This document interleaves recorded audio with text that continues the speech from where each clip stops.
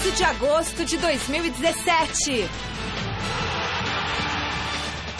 Santos passa sufoco na Vila Belmiro, mas vence Atlético Paranaense por 1-0 e se garante nas quartas de final da Copa Libertadores da América. O que será do futuro do Palmeiras? Gazeta Esportiva relembra ano conturbado alviverde e projeta as alternativas do time para o resto da temporada. Dorival Júnior mexe no time e monta o São Paulo no 4-1-4-1, com Militão e Marcos Guilherme como novidades para enfrentar o Cruzeiro domingo de manhã. Nem tudo que acaba em pizza aqui no Brasil é pejorativo. Por exemplo, a pizza solidária do ex-craque do futebol Juninho Paulista é de dar gosto.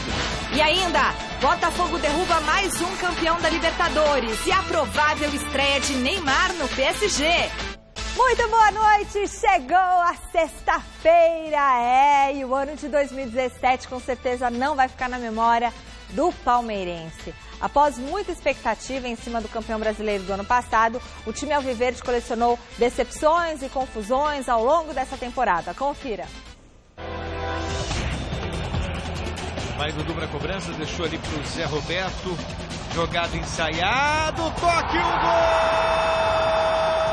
E o Anderson Daronco decreta final de partida. E o Palmeiras é campeão brasileiro depois de 22 anos de espera. Atual campeão brasileiro, o Palmeiras começou o ano credenciado a ser um dos clubes papa-títulos em 2017. A justificativa para tamanho favoritismo estava apoiada na força da patrocinadora, que não poupou esforços para reforçar ainda mais um elenco já estrelado. Estima-se que foram gastos em torno de 115 milhões de reais na compra de jogadores para a disputa da temporada, com destaque para o colombiano Borja, que chegou ao clube após as boas atuações no Atlético Nacional.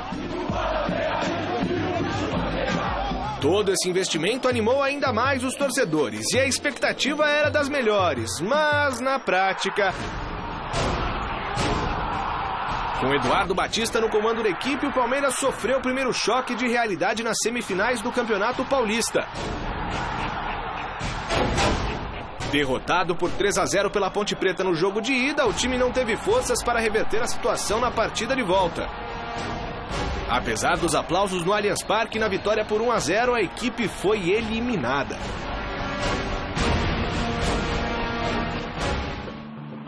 Ainda pelo caminho, a Copa do Brasil, o Campeonato Brasileiro e a menina dos olhos verdes de todos no clube, a Libertadores. Na competição internacional, o ciclo de Eduardo Batista chegou ao fim com a derrota para o Jorge Wilstermann por 3-2 na Bolívia pela fase de grupos. Espaço aberto para o retorno do mestre Cuca.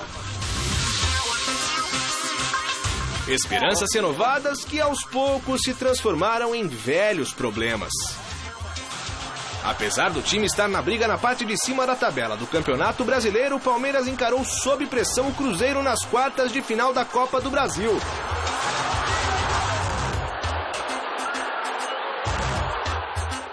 No primeiro duelo, em casa, eletricidade de sobra no empate em 3-3. Na volta, em Belo Horizonte, novo empate por 1-1 e a segunda eliminação no ano.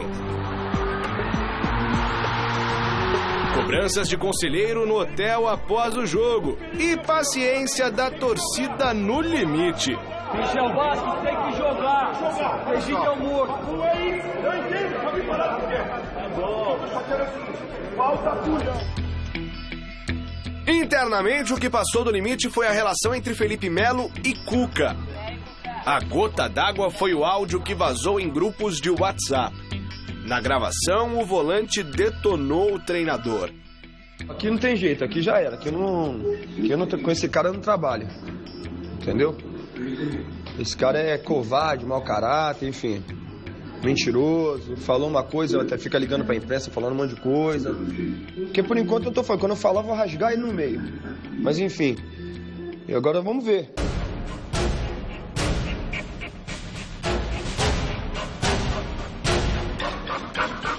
precisa manter essa ordem, precisa manter o respeito. Após o jogo do Mineirão, o Felipe ele fez uma situação de desrespeito ao Cuca, muito forte. Perguntei para o Cuca na questão técnica e tática se teria algum problema. O Cuca imediatamente disse que não.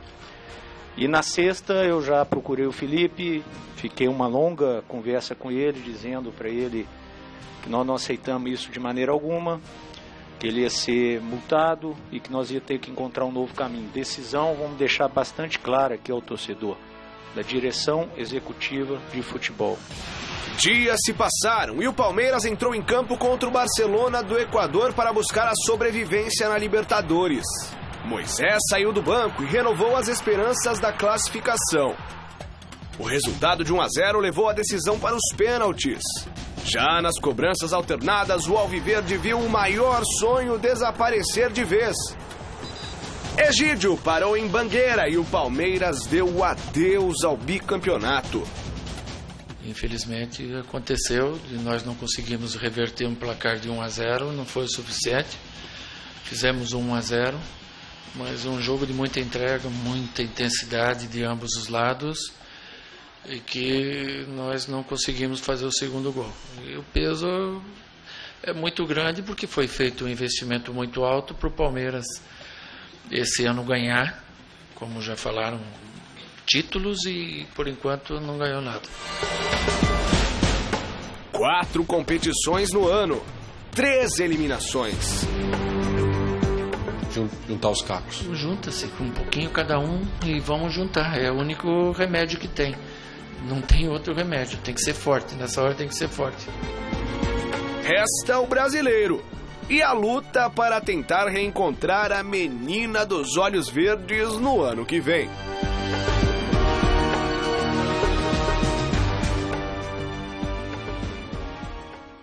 Grande noite para você que acompanha o Gazeta Esportiva. Muito fácil agora bancar o engenheiro de obra feita e ficar reclamando do planejamento do Palmeiras e tudo mais. Sejamos justos. O Palmeiras ganhou ano passado o Campeonato Brasileiro. Perdeu uma das suas maiores estrelas, o Gabriel Jesus, que nem foi tão brilhante assim no segundo semestre, quando o Palmeiras ganhou o Campeonato Brasileiro, mas era um jogador importante. Muito bem, a negociação da venda dele tinha sido feita 6 meses antes de terminar o campeonato. Aí o Palmeiras foi ao mercado, trouxe Michel Bastos, só para falar os principais nomes. Felipe Melo, que aliás aqui eu já disse que eu não contrataria, por algumas razões. Guerra, que era meia do Atlético Nacional, campeão da Libertadores no ano passado. O Borja, que era o jogador dos sonhos de muita gente, justamente por ter sido artilheiro na fase final da Libertadores América, aniquilou os adversários, o São Paulo que o diga, né? E ainda trouxe alguns jogadores que, sabe, por exemplo, Keno, que se destacou no Santa Cruz, estava caindo, e manteve a base, Dudu, Tietê, Moisés. Então, obviamente, o Palmeiras começou a ser cotado como o maior favorito em tudo, e com toda a justiça. Só que aí as coisas não andaram. Né? O Eduardo Batista, que era um nome que a diretoria escolheu para o lugar do Cuca, acabou não funcionando, e aí houve a demissão, o que eu acho que já foi um erro aí. O Cuca voltou, questionou algumas contratações, talvez pelo estilo, pelo perfil, enfim, e as coisas começaram a não dar certo. A verdade é que, pelo investimento que foi feito, pelos jogadores que foram contratados, era para o Palmeiras estar rendendo mais. Não aconteceu. Eliminação do Paulista, eliminação da Copa do Brasil, eliminação da Libertadores. E título brasileiro, olha, pouco provável. 15 pontos atrás do Corinthians, Chico. Então, para salvar mesmo a temporada do Palmeiras, algo digno é pelo menos conquistar uma vaga na Libertadores da América do ano que vem. É o que resta. Bom, boa noite, Celso, boa noite, Michel, boa noite a todos vocês. A situação do Palmeiras é simples de explicar. Eu me lembro muito bem que já passaram pelo Corinthians vários investidores, não só pelo Corinthians, como por outros clubes do futebol brasileiro. E nem sempre esses investidores, eles chegam com muito dinheiro, muito capital, contratam os jogadores certos, contratam os jogadores para a posição certa, para o momento exato. E com o Palmeiras, eu acho que aconteceu isso. Houve um deslumbramento, né? Muito dinheiro na mão, dinheiro a rodo, 115 milhões num país hoje, pode ser pouco para quem investiu, mas é muito, né, para o futebol brasileiro, é um investimento real esse, e acabou, esse investimento trouxe a ilusão de que o Palmeiras, com essas contratações, com o dinheiro em mão, até muita gente começou a falar, tem o esquema Crefisa, vamos comprar juiz, vamos fazer aquilo, não aconteceu nada disso. Foi para campo e não resolveu o problema. Eu acho que o principal erro foi terem contratado Eduardo Batista e não mantido o Alberto Valentim no comando do time. Esse foi o principal erro, foi a maior bobagem que o Palmeiras podia ter feito. Que era deixar o Alberto Valentim, dar a chance para o Alberto Valentim, que ele estava com a faca e o queijo na mão, no ritmo do Cuca. Ele tinha aprendido tudo que o Cuca tinha feito naquele ano. Então, eram 6 meses, o Cuca ia voltar, ou não ia, não sei, se o Alberto fosse bem, né? Talvez nem voltasse. Então, nós quiseram trocar de técnico. Começou tudo errado aí. E aí investiram muito dinheiro, não se devia investir nem a metade, só contratações pontuais. Agora, o Cuca tem que ser mantido, na minha opinião. Tem que ser mantido porque ele tem que fazer o trabalho que ele veio fazer, né? E classificar o Palmeiras para a próxima Libertadores é pouco, mas é o que resta, né? Então vamos ver, agora juntando os cacos, do que vai dar. Eu acredito que o Palmeiras consiga a classificação, mas aqui entre nós, se não conseguir também, não vou ficar assustado, mas não mandaria o Cuca embora. Bom, uma das características mais marcantes do técnico Cuca é a superstição, que é as superstições que ele carrega e carrega ao longo da carreira toda, né? Depois de fazer muito sucesso no ano passado com uma tal calça vinho, aliás, hoje eu estou com uma calça vinho, os meninos estão com camisa vinho, por exemplo, as mandingas do treinador não tiveram resultado nesse ano não. E o Vinícius Rodrigues foi às ruas de São Paulo saber se essas superstições ajudam ou atrapalham no ambiente do futebol. Um chinelo, neste caso virado. Para os supersticiosos é sinal de maus fluidos dentro de casa, para coisas piores. O técnico Cuca é um exemplo de supersticioso no meio do futebol. Tem a história da calça vinho, do carinho na cabeça careca de Omar Feitosa, entre muitos outros, ajoelhar à beira do campo, fazer as suas orações. E aí, o que você acha de toda essa superstição no técnico Cuca? Vamos ver. Olha, eu não acredito muito em superstição não, cara. Eu acho que ele não tá certo e... sei lá, meu. Vamos torcer aí pra que ele tenha menos superstições. O que você acha das superstições do Cuca, técnico do Palmeiras? Aquela história de usar calça-vinho, de beijar... É sensacional, aí tem que... Você acha que é sensacional mesmo? Sensacional. O que ele fez quarta-feira de tirar o chapéu. Você torce pra que time? Corinthians. Olha só, o corintiano fala que gosta da superstição só porque deu errado. O que você acha das superstições, meu amigo? E o que você acha da calça do Cuca? Olha, ele tá pouco se coçando pra mim. E a dona, o que acha, dona, do Cuca, técnico do Palmeiras, que usa aquela calça vinho? Ele ficou rezando, né? Ficou rezando também. Mas nem com reza deu certo o negócio. Eu acho que, não sei, não acho legal a pessoa ficar rezando pra dar certo. Tem que ser técnico, né? Torce pra que time? Eu torço pro São Paulo. E por que você acha que não dá certo reza? Não, reza dá certo. O que não dá certo é a postura dele. Eu acho que ele tem que ser técnico, ficar quieto esperando o resultado. O Cuca é uma pessoa vencedora, né? Aquilo ali realmente é coisa do jogo, foi aquele pênalti que não deu certo, é muito mais. O Palmeiras é um time grande, o Cuca é uma pessoa sensacional e ele vai ter novas conquistas. Meus amigos, parem pra falar comigo, você tá com calça vinho, por favor. Por favor, a gente tá falando do Cuca que usa calça vinho igual você tá se inspirando no Cuca? Não, ele não está se inspirando no Cuca. Fala comigo! Fala comigo, velho! Pô, velho! O que você acha das superstições do Cuca? Tá por fora, o negócio é jogar a bola, né? Não tem superstição. Bola na rede, é bola na rede. Você acha que faltou treinar mais e deixar de lado essas besteiras? Exatamente. Dar mais concentração ao time, né? Superstições à parte, o Palmeiras está eliminado. E a minha superstição da vez é atravessar a rua num pé só e encerrar a matéria dando uma cambalhota. Valeu, galera! Até a próxima. Tchau! Agora me fala, Vinícius, por que você fez isso? Não, isso nem é cambalhota. Se propõe a fazer uma cambalhota, faça a cambalhota. Mas queria que ele ficasse no meio da rua, vira de cabeça. É, Pelo amor de Deus, o asfalto da Paulista machuca a cabeça. Vinícius, a pergunta que o Vinícius... Isso, ele caiu, na verdade, né? Parece um filme pastelão. Ei, dona Márcia, meu Deus do O céu. gordo e o magro. O Vinícius levantou essa pergunta aí nas ruas e você também precisa responder pra gente. As superstições de Cuca atrapalharam o Palmeiras? Sim ou não? Olha a calça vinho aqui. Mostra minha calça vinho. Hoje eu vim em homenagem ao Cuca com a calça vinho. Não, atrapalhar não, né? Ah, não vai botar agora a culpa na superstição? Atrapalhar não, mas que não faz muito sentido ir pra Atibaia, porque da sorte não faz. Mas ele falou que foi por isso? Não, isso Às vezes é para melhorar o pois ambiente, porque o hotel é uma delícia onde eles estavam. Exatamente isso. Se foi porque da sorte, tá errado, né? Não, então eu não sei. No nível de profissionalismo que a gente tem hoje, não faz muito sentido. Para, eu não acho que foi superstição. Não, nem sei, mas surgiu essa informação. O próprio Garrafa deu aqui no Gazeta Esportiva. Ele deu uma especulação. E aí, Chicão, o que você acha? Bom, em primeiro lugar, eu prefiro você de calça vinho do que o Cuca. Obrigada, Chico. Fica muito melhor em você a calça vinho do que fica no Cuca. E você de camisa vinho também. Oh, muito obrigado, seus Vocês estão muito elegantes. Muito obrigado, Michele, obrigado. Agora, isso também, essa pergunta é o seguinte, eu acho que não fez. Que não. Menor diferença. Que não, já tá ruim desde Eduardo Batista. Eu me lembro que no passado existiam, quase todos os treinadores eram supersticiosos.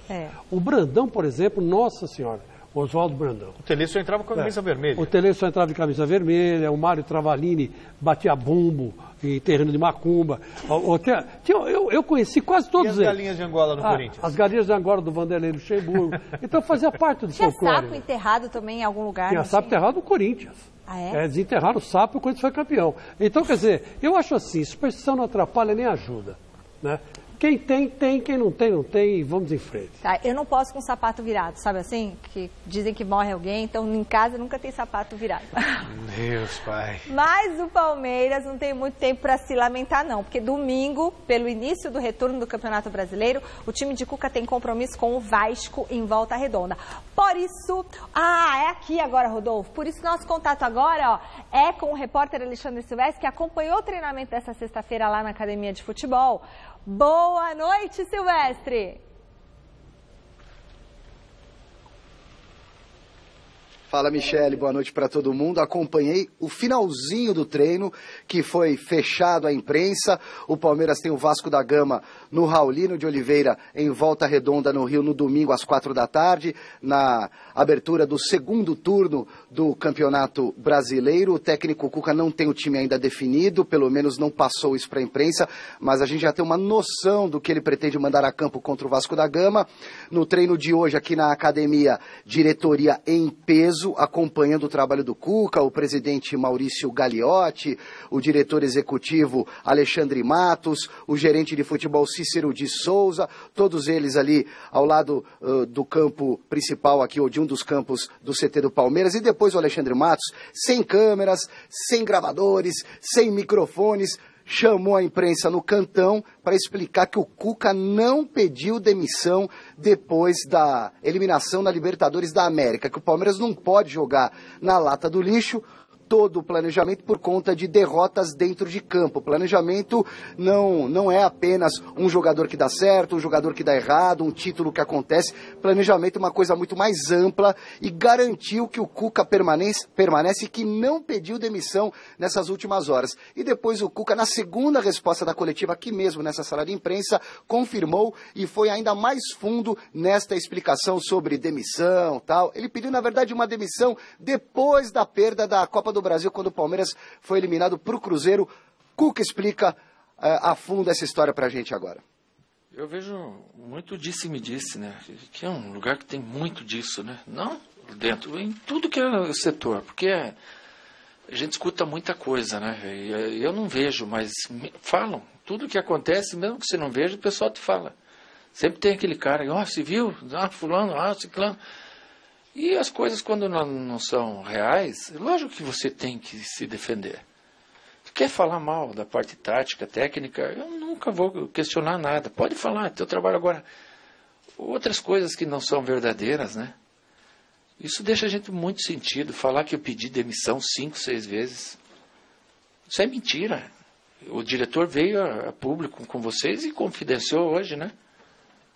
Que uma vez eu falei para eles, se vocês acharem que é melhor eu sair, eu saio, que foi no momento lá com o Felipe.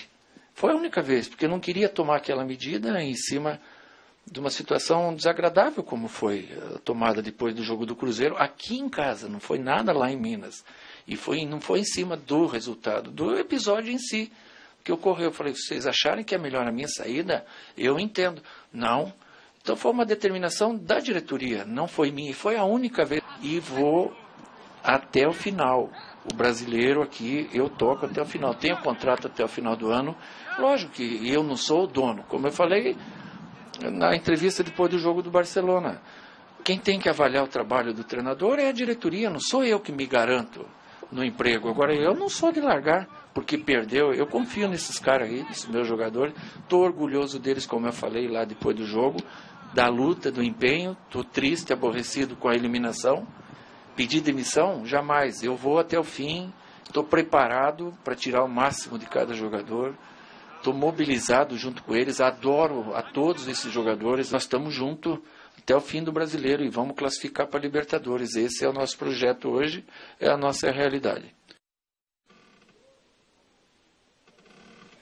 Bom, o contrato do Cuca com o Palmeiras vai até dezembro do ano que vem. Ele complementou aqui na entrevista de agora há pouco na academia que a meta é ficar no Palmeiras, montar o time para a próxima temporada, coisa que ele não conseguiu fazer agora em 2017 por culpa dele mesmo, que deixou o time depois de ser campeão brasileiro do ano passado. Então ele quer achar um time ideal, que na opinião dele já é praticamente o time que jogou contra o Barcelona, resgatar alguns jogadores, de repente alguma perda, né? Montar o grupo para o ano que vem e buscar a Libertadores da América em 2018. O Palmeiras hoje está no G4, é o quarto colocado, tem 3 pontos à frente do Flamengo. Se o Palmeiras conseguir ser o campeão do segundo turno, garante, obviamente, essa posição direto na fase de grupos da Libertadores do ano que vem. Essa é a meta do Palmeiras. Se o Corinthians der uma vacilada ou muitas vaciladas, o Palmeiras vai tentar alcançar o Corinthians. Mas num primeiro momento, num segundo momento, num terceiro momento, o negócio mesmo é ficar no G4, nada de pré-Libertadores, e garantir essa vaga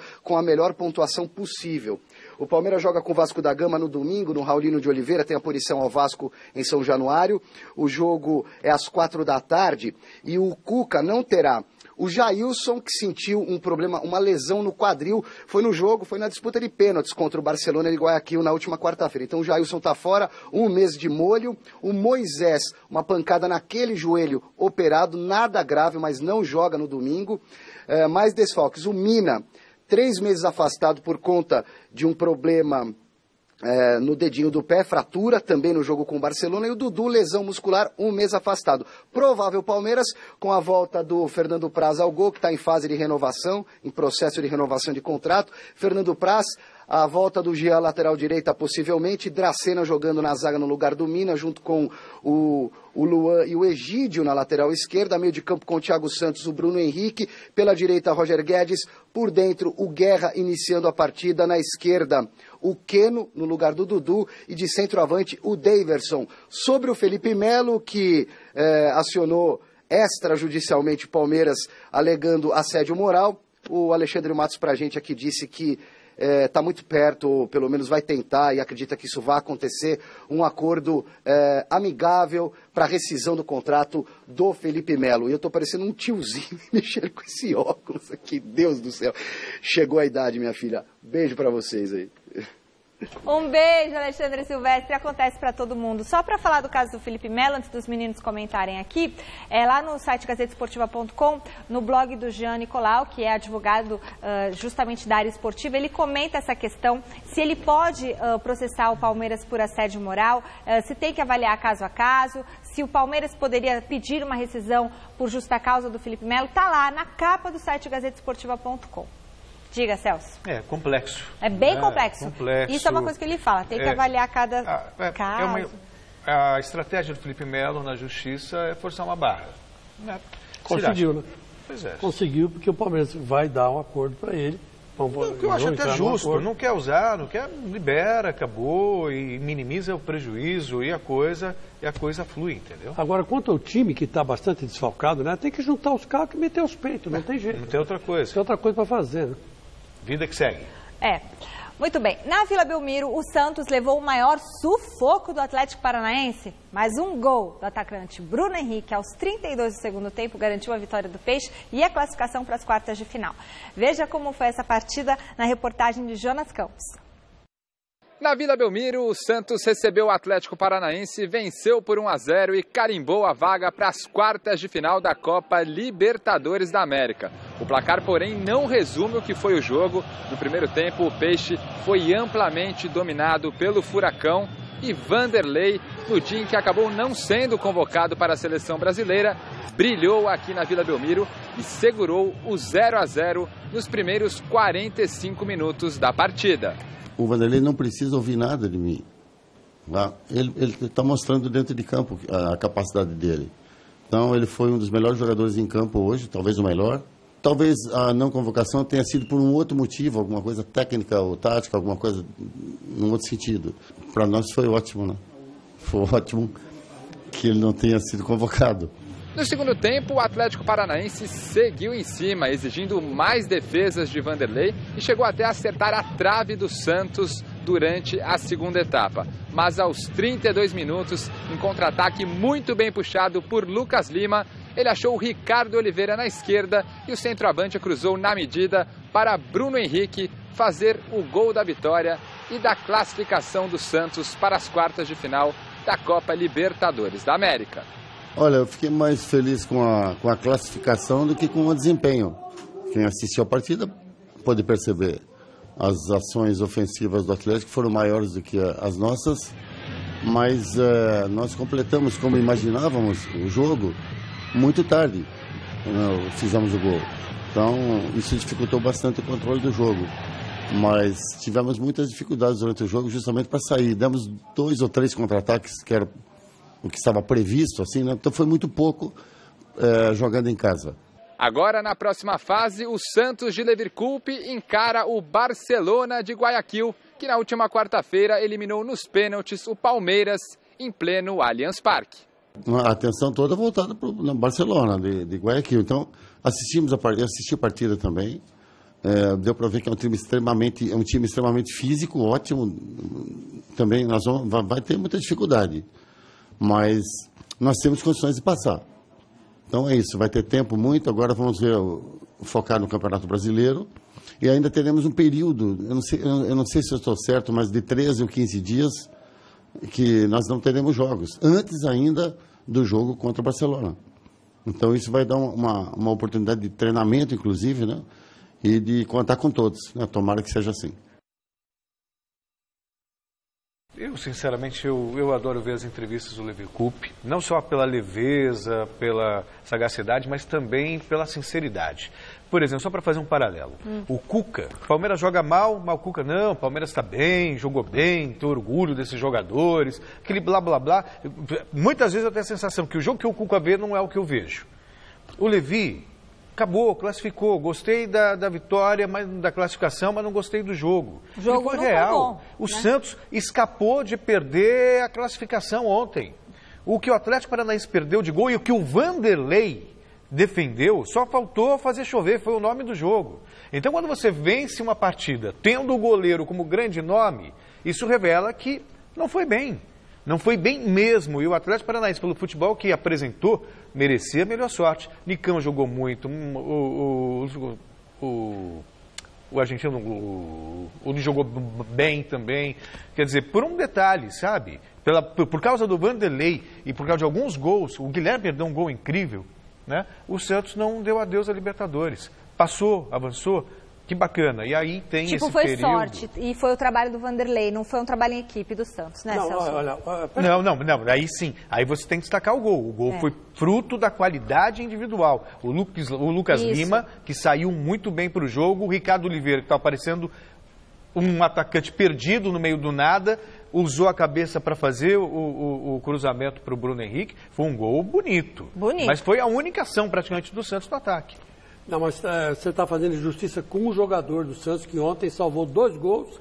O Lucas Veríssimo. O Lucas Veríssimo. Também. Ele salvou 2 gols. Seriam os 2 gols necessários para a classificação do Atlético Paranaense. Tudo bem, eu concordo. O Vanderlei jogou muito bem, mas o goleiro está lá para isso. Agora, o zagueiro nem sempre está lá para tirar gol em cima da linha. E o cara tirou 2, não tirou 1. Então, eu acho que o Lucas Veríssimo, por isso, foi o melhor jogador. O jogador mais importante do jogo. Não foi o melhor em campo, o melhor em campo foi o Vanderlei. Mas ele foi o mais importante. E outra coisa, veja a diferença de um jogo mata-mata para um jogo de pontos corridos, campeonato de pontos corridos. Campeonato de pontos corridos você tem que manter a regularidade.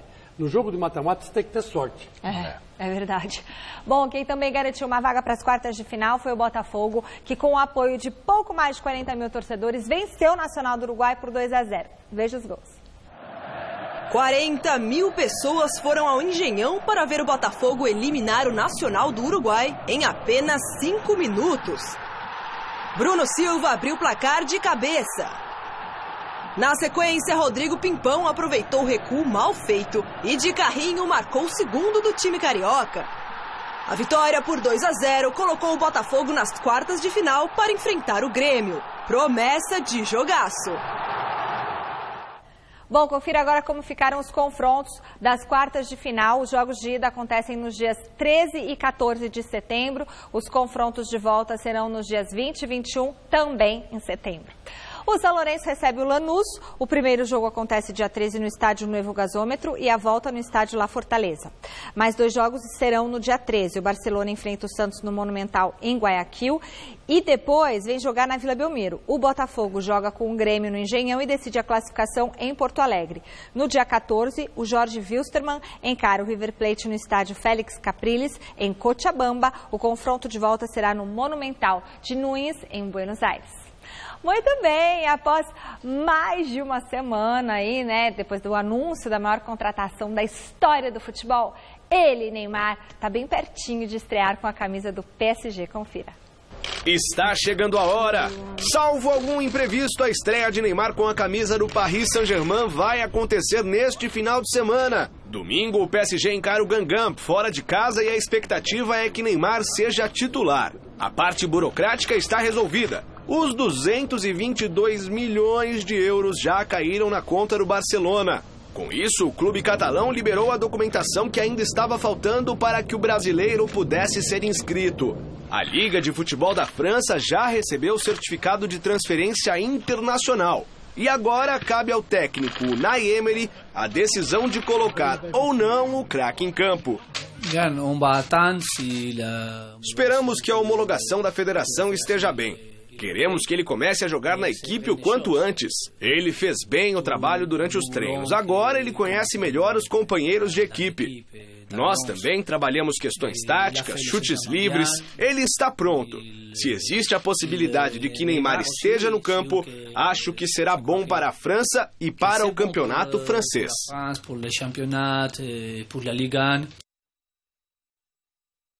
E pessoal, domingão tem mesa redonda e tem esse presente lindo pra você, essa camisa o Basílio mandou pra gente, especial de 77. Aqui atrás tá escrito assim, ó, Heróis de uma Noite Inesquecível. Olha a camisa lindíssima. Muito bonito.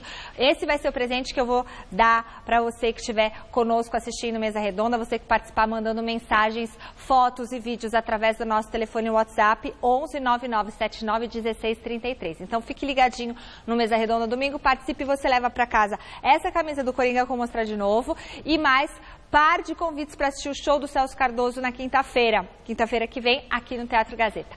Estarão conosco aqui nos estúdios o ex-auxiliar técnico do São Paulo, Pintado, que vai comentar o péssimo ano tricolor, e o jornalista Mauro Betting, que vai falar da trágica eliminação do Palmeiras da Libertadores. E ainda a gente vai ter uma reportagem especial com o goleiro Cássio, do Coringão, exclusiva, e essa camisa de 77 retrô, que nós vamos sortear entre os nossos telespectadores. Vai estar imperdível, hein? O assunto agora é o Campeonato Brasileiro. 2 jogos abrem amanhã a 20ª rodada. O Atlético Goianiense recebe o Coritiba às 4 horas no Estádio Olímpico e em Goiânia, e o Vitória enfrenta o Avaí às 7 da noite em Salvador. Domingo às 11 horas o São Paulo joga com o Cruzeiro no Morumbi, 4 da tarde tem Vasco e Palmeiras em Volta Redonda, Atlético Mineiro e Flamengo em Belo Horizonte e Sport Ponte Preta na Ilha do Retiro. Botafogo e Bahia jogam às 7 horas no Engenhão e no mesmo horário o Atlético Paranaense recebe o Bahia na Arena da Baixada. Fechando a rodada, o Santos enfrenta o Fluminense na segunda-feira às 8 horas no Pacaembu. Olha, agora O Juninho está aqui do meu lado e eu quero falar uma coisa para você. Toda ajuda... Ai, virei muito rápido, né, Pascoal? Mas toda ajuda faz a diferença. Diga sim. Essa é a campanha que reuniu profissionais do esporte e diversas personalidades num evento para apoiar a Associação Cruz Verde, uma entidade que tem por finalidade prestar assistência e amparo às pessoas com paralisia cerebral grave. Veja como foi essa festa cheia de alto astral na reportagem do Alexandre Silvestre.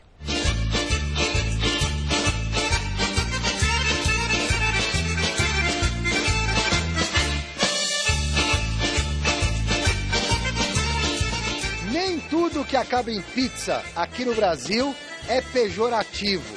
Por exemplo, a pizza solidária do ex-craque do futebol, Juninho Paulista, é de dar gosto. Já é o segundo evento que a gente faz com a Cruz Verde. Eu acho que é muito gratificante por tudo que eles representam, por tudo que eles fazem. E eu acho que é o mínimo que a gente pode fazer e eu me sinto muito lisonjeado por estar participando disso. E todas as pizzas que são consumidas hoje, ela vai ser revertida para essa entidade, né? Além disso, a gente tem celulares, camisetas, um monte de coisa que a gente ganha para fazer o leilão. Então a gente faz o leilão aqui, angaria esse fundo, soma-se as pizzas que são consumidas e esse valor é revertido para a Cruz Verde. No começo era uma coisa muito pequenininha, hoje nós temos essa alegria de receber um monte de órgãos de imprensa, jogadores vindo espontaneamente, artistas, atores, vem de tudo aqui. Na freguesia, famosos da bola.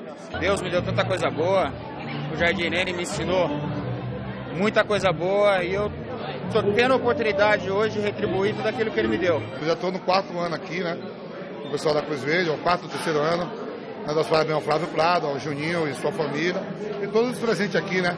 Várias personalidades, várias modalidades, várias áreas diferentes, cada um dando sua colaboração. Você está pensando em mudar alguns ingredientes no time do São Paulo? Eu acho que sempre que as coisas não estejam acontecendo, é natural que você tenha que buscar uma solução. E eu espero poder encontrar.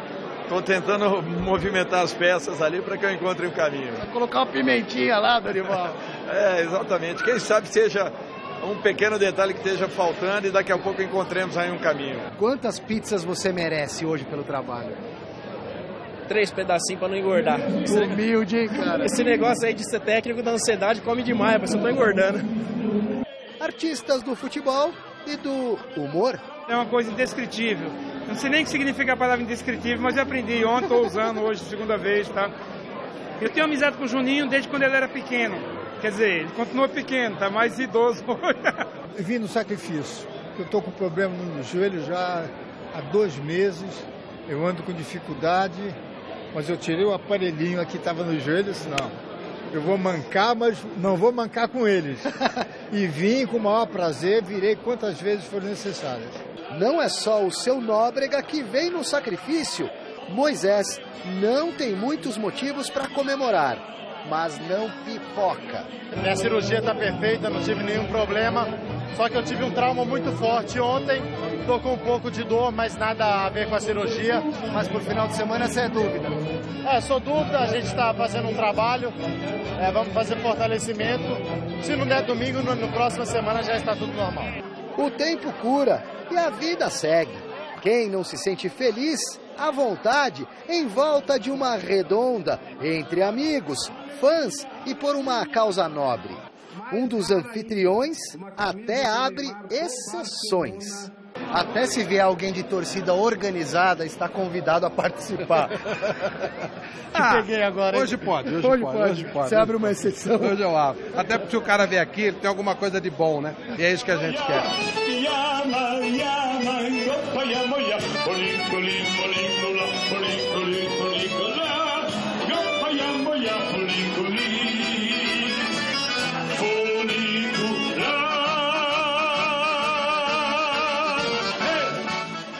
Ei, tem coisa melhor do que pizza? Tem, ajudar as pessoas. E se juntar os dois, então, ficou perfeito. Hora de falar do Coringão, que folga na rodada desse final de semana e só volta a campo no dia 19 de agosto para enfrentar o Vitória na Arena em Itaquera. O repórter Adriano Dolfi esteve no CT Joaquim Grava acompanhando a sexta-feira do Coringão.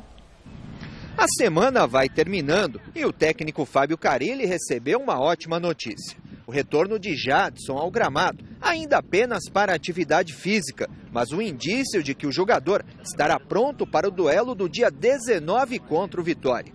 O Balbuena, que também foi poupado dos treinos com bola nesta semana, participou normalmente da atividade técnica, que testou os titulares do ataque contra os titulares da linha defensiva. O futebol é muito repetição, né? Então a gente conseguiu ter um padrão de jogo. Às vezes, quando você tem muitos jogos, você não consegue trabalhar alguns detalhes, né, que com essas 2 semanas te possibilitam, né, você trabalhar uma linha defensiva, você trabalhar a linha de pressão. Então, tudo isso você consegue trabalhar nesse período de 2 semanas. Quando você está jogando em sequência, você não consegue devido ao descanso, à recuperação, para poder atuar de novo, né? Notícia boa também para o Fagner, convocado mais uma vez para defender a seleção brasileira. Eu estou muito feliz por tudo que vem acontecendo na minha vida, na minha carreira, né? E eu só tenho a agradecer por esse momento, por tudo que vem acontecendo, né? E continuar trabalhando, continuar se dedicando para que as coisas se prolonguem por esses períodos mais à frente. E será que a Copa do Mundo já está virando uma realidade para o lateral direito? Eu não me sinto ainda, né? Até porque ainda existem algumas convocações antes. Então, eu tenho que continuar trabalhando no meu clube, tenho que continuar bem, né? Me dedicando. Depois de uma semana recheada de boas notícias, a melhor delas é que Fagner finalmente poderá contar com um fim de semana de folga. Um fato raro em sua carreira. Vou para Campos do Jordão, aproveitar a família, né, aproveitar o Dia dos Pais com meus filhos, que é raro, né? Normalmente, obviamente, nós não teríamos se não tivesse essa folga. Então, aproveitar os meus filhos, a minha esposa e curtir um pouquinho. O filho do jogador é uma atração à parte nos treinos e agora também nas coletivas. É legal. O pequeno Henrique, porém, será obrigado a deixar a bola de lado no fim de semana do Dia dos Pais. O Fagner explica. Vamos andar de bicicleta, subir em árvore, vamos fazer qualquer coisa. Jogar bola fim de semana, não. Tchau. Esse molequinho é uma figura. E joga muito, viu? Joga muita bola. Vai dar um profissional esse moleque aí. Agora, o que eu queria dizer é o seguinte. O que o Corinthians está treinando, gente, vocês não fazem ideia. Eu tive quarta-feira acompanhando a entrevista exclusiva que nós vamos mostrar no mesa. Do Cássio, né? Que o Garrafa fez. E eu fiquei impressionado com a intensidade do treino do Corinthians. É um treino intenso. Tanto é verdade que ontem mesmo o Pedrinho Zumbi levou um susto, né? Ai, você vai continuar falando Zumbi? Não, ele deixou. Ele falou que tá tudo bem. Coitado, eu achei que ele não gostou. Não, ele gostou. Ele falou, seu Chico, pode chamar de Zumbi. Eu falei, você quer que eu chame você de Zumbi ou de Pedrinho Jackson? Ele falou, não, Jackson não, chama de Zumbi. Coitado. Então, quer dizer, ele vai pôr terror nos outros agora, né? O Zumbi, aquele Zumbi e tal, né? Põe terror. Então é o seguinte, é muita intensidade, o Corinthians está treinando bem e é o que o Fagner falou. Tem jogadas que o esquema todo mundo sabe qual é, o que fazer em campo também, mas algumas coisas têm que ser aperfeiçoadas. Saída de bola, toque pela lateral, jogo no meio campo, toque de bola rápido, isso está tudo acontecendo no Corinthians. Então o Fiel fica sossegada, porque o Corinthians está treinando, mas treinando firme. Está na pegada, né?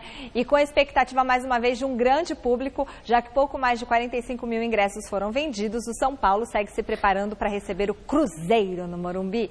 E o repórter Fernando Gavini esteve no CT da Barra Funda acompanhando o treino do tricolor.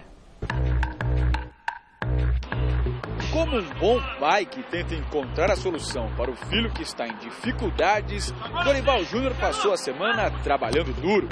Ao todo, 15 jogadores foram testados no time titular. Foi a primeira semana realmente de trabalho que nós tivemos. Procuramos intensificar, buscamos aí muitos trabalhos táticos. Eu espero que aconteça uma melhora. De tudo que foi experimentado, a formação que melhor se saiu foi esta. Renan Ribeiro no gol, Bufarini, Rodrigo Caio, Arboleda e Edmar. Militão como novidade de volante, Marcinho, Petros, Hernanes e Marcos Guilherme na linha de 4. E Lucas Prato no ataque. Um 4-1-4-1 para enfrentar o Cruzeiro no domingo de manhã. uma tentativa em razão daquilo que eu tenho observado, de tentar fazer um time com uma dinâmica um pouco diferente. Eu quero adiantar um pouco mais alguns jogadores, mudar um pouquinho o papel e a função de alguns outros em relação àquilo que nós vínhamos fazendo. A maior surpresa foi a saída de Jusilei da equipe. O volante jogou todas as 19 partidas do primeiro turno como titular. Eu estou sentindo uma dificuldade do Jusilei estar junto com o Petros. Eles estão praticamente ocupando o mesmo espaço de campo, facilitando marcações e às vezes nós estamos tendo alguns problemas na nossa saída de jogo. Outra novidade será Marcos Guilherme, pela primeira vez como titular. Desde que foi contratado, entrou nas últimas 3 partidas e marcou 2 gols, todos na virada de 4-3 sobre o Botafogo. A condição foi dada, ele teve aí um período, né, para alguns trabalhos especiais que foram feitos e a partir daí vai muito da condição do atleta, ele precisa naturalmente de uma sequência para que atinja um ritmo ideal e vamos buscar essa condição com ele, já aguardando e esperançosos aí que ele faça um grande jogo no domingo. O que Dorival Júnior busca com as mudanças que fez é deixar o time mais equilibrado. Até agora, em 7 partidas sob o seu comando, o São Paulo só conseguiu 2 vitórias e tem tomado muitos gols. Nesse período, o ataque balançou a rede 10 vezes, enquanto a defesa levou 12, 7 nas últimas 3 partidas. Poucas bolas têm chego, não é, à nossa área, mas as que acontecem de chegar, elas acabam parando dentro do nosso gol. Então, essa é sim uma preocupação muito grande. Tanto é que a grande maioria dos trabalhos acompanhados aí por vocês viram que foram muito em razão, né, da movimentação das linhas de marcação, de combate, uma agressividade maior no nosso combate, uma rapidez maior na tomada de posição. É tudo que eu espero que aconteça e que comecemos aí a melhorar em resultados a partir do jogo de domingo.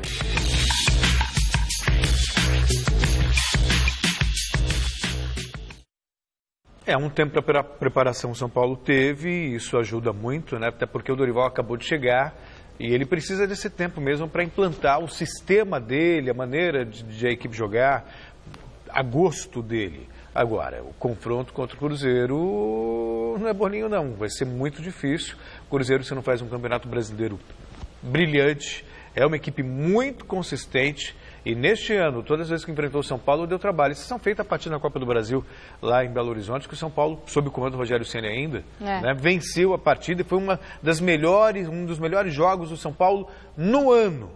Mas mesmo assim, não se iluda. Vai ser parada duríssima contra o Cruzeiro. A gente volta a falar do Santos, que depois de conseguir no sufoco a vaga para as quartas de final da Libertadores, começa a se preparar aí para o confronto da próxima segunda contra o Fluminense no Pacaembu. O repórter Osmar Garraf esteve no CT Repelé acompanhando a reapresentação do Peixe. É isso, Michele. O Santos está na fase de quartas de final da Copa Libertadores da América, como já foi destacado no Gazeta Esportiva. Vai ter o Barcelona de Guayaquil na próxima fase.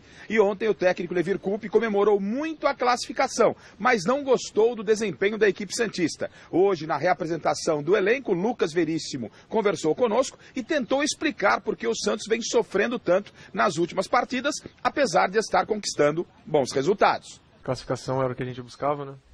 Graças a Deus a gente conseguiu ela. Talvez não da maneira que a gente quisesse, porque a nossa equipe não jogou aquele futebol que vinha jogando nos últimos jogos. Aquele futebol bonito de se ver, aquele futebol que todo torcedor quer que o Santos apresente, né? Mas nós sabemos que fomos um pouco abaixo, porém conseguimos a classificação, que esse era o mais importante para nós. Como já adiantei, o Santos terá o Barcelona de Guayaquil na próxima fase, só que essas partidas vão acontecer no próximo mês. O Santos passará o restante do mês de agosto disputando o Campeonato Brasileiro. Estar tão distante de uma fase decisiva é complicado ou melhor? Lucas Veríssimo nos responde. Esses jogos que tem mais tempo é bom para descanso também, para recuperação dos jogadores, isso é fundamental também. Esses últimos jogos a gente vem com alguns jogadores com bastante desgaste físico dentro do campo. Então, talvez esse período que tenha de um jogo para o outro seja bom para a recuperação também. Agora, na fase de quartas de final, o Santos está a 6 jogos de conquistar mais uma Copa Libertadores da América. Já no Campeonato Brasileiro, o título não é tão palpável assim. Há uma diferença muito grande do Santos para o líder Corinthians. Mas não pense que o Peixe vai priorizar a Libertadores. A gente está focado nas duas competições. A gente quer pontuar o máximo possível no Brasileiro, independente de Corinthians perder ou não, se cair ou não, a gente quer fazer a nossa. E claro, com eles tropeçando, a gente encostando melhor ainda. Apenas complementando, Michele, o Santos volta a campo pelo Campeonato Brasileiro, segunda-feira à noite, no estádio do Pacaembu. Hoje, treinamento somente para os que não atuaram 90 minutos e a partir de amanhã, aí sim o técnico Levir Coupe começa a montagem da equipe. Do CT Rei Pelé, na Baixada Santista, Osmar Garrafa, para o Gazeta Esportiva. Fim da nossa enquete do site gazetesportiva.com. As superstições de Cuca atrapalharam o Palmeiras? 95% dos votos?